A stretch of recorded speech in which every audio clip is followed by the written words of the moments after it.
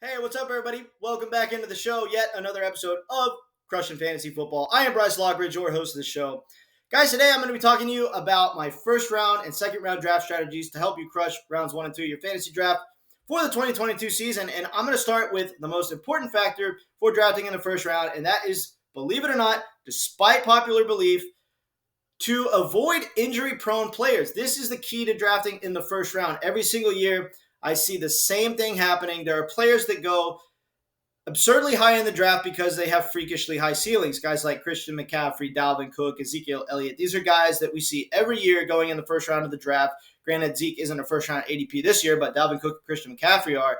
And the problem with drafting these guys super early in the draft is they're just too likely to get hurt. Dalvin Cook gets hurt every single season and misses time, if not significant time. Even in his best fantasy season, he was out for the fantasy playoffs, so he's never reliable to give you that high-level production from a season-long standpoint because the guy always gets hurt. Christian McCaffrey has been out the entire season the past 2 years, so why would you draft a player in the first round that's pretty much a coin flip as to whether or not he's going to stay healthy? It makes absolutely no sense. So what you have to keep in mind is that every player that goes in the first round has a freakishly high ceiling. Every player that goes in the first round could finish as the best player in fantasy football, so don't draft based on ceiling in the first round. Every player with the first round ADP has that freakishly high ceiling. What you want to be drafting for in the first round is eliminating risk and drafting players that you know are actually going to be healthy and on the field for you for the entire season. So just to give you guys an example, if you look at the top 5 ADP from last year, the consensus top 5 in no particular order was Christian McCaffrey, Dalvin Cook,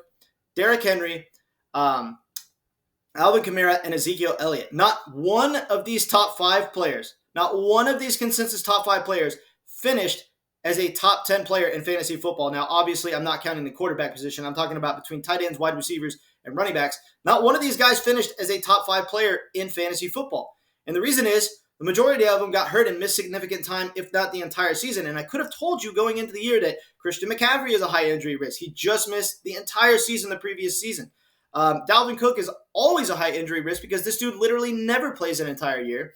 And Derrick Henry, I wouldn't have necessarily advised against taking Derrick Henry in the first round because he's actually been healthy the majority of his career, but he gets freakish volume.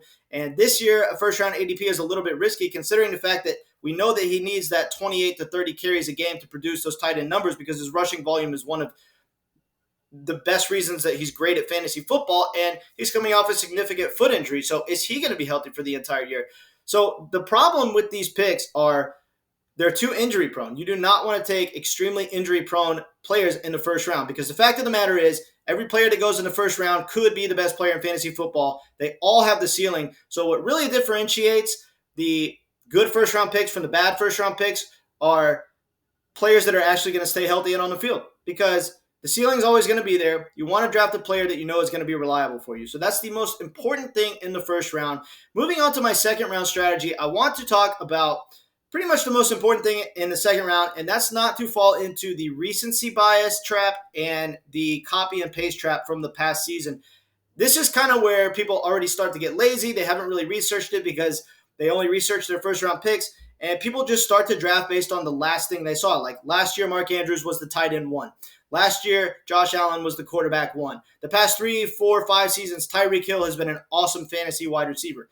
Guys, none of these things matter because every season in the NFL is different. This league changes on a year-to-year basis. This league changes on a week-to-week basis. So just because something is the last thing that you saw doesn't mean that that's what's going to happen this coming year. Let me give you an example. What are the odds of Mark Andrews repeating as the tight end 1? My gosh, it's so slim. When you have guys like Travis Kelce, Darren Waller, George Kittle, Kyle Pitts. You're telling me that not one of those guys is going to finish ahead of Mark Andrews? Look, if Mark Andrews does not repeat as the tight end 1, he is absolutely not worth a pick in the second round, but this is the most recent thing that people saw, so based on the recency bias trap that a lot of people fall into, they think that Mark Andrews is actually worth a second round pick when he's not.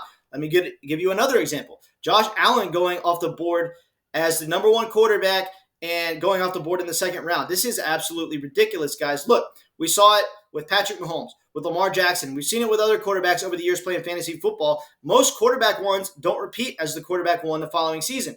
And this is one of the most overdrafted players in the entire draft because you shouldn't be drafting a quarterback early anyway.